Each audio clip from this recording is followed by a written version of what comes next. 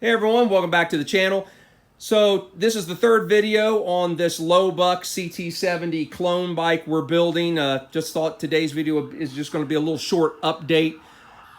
If you go back and watch the other two videos, you can kind of see what we've done to it and where we're headed. And you can also see in this video that it's red. I'm building this bike for a friend of mine. We had a discussion about painting it something a little different, but in the end, he said, hey, you know what, paint it red. So that's what we did. We used Rust-Oleum, and it's cherry. And it certainly is cherry. And I can't blame him. I love red. Every pickup truck I've owned for the last 25, 30 years has been red. When I was a young man in my early 20s, my wife and I took a trip to see her parents in Arizona.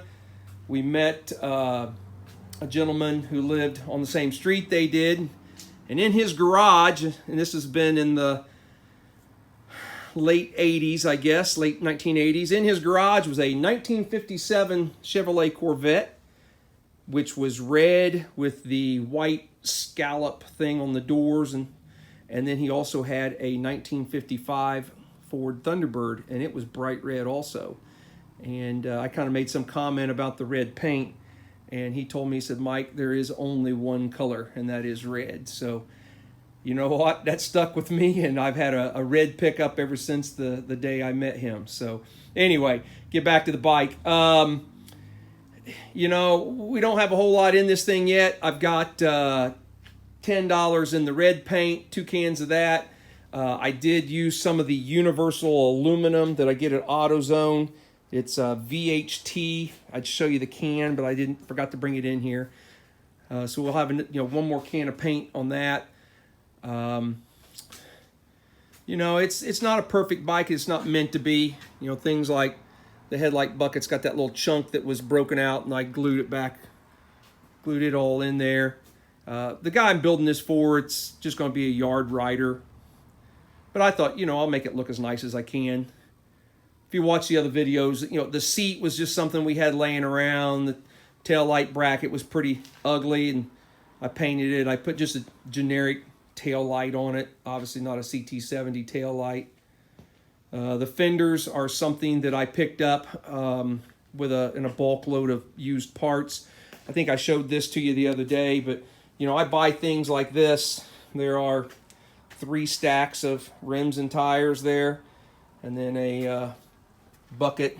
Well, that's an SL70 rim here on top, but tail lights, and it's full of rim halves, and there's fenders, other fenders down in there.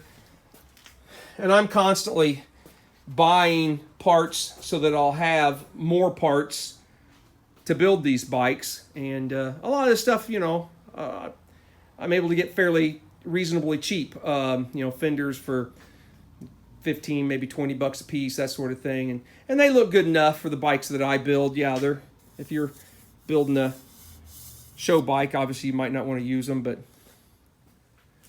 so just thought I'd just do a walk around, give you a little look at the bike. Not really wrenching on it today. Obviously that shock on the rear here is just holding up the swing arm. That's not the shock going on the bike. Some parts are still in, I have paint, are still in paint and they're drying.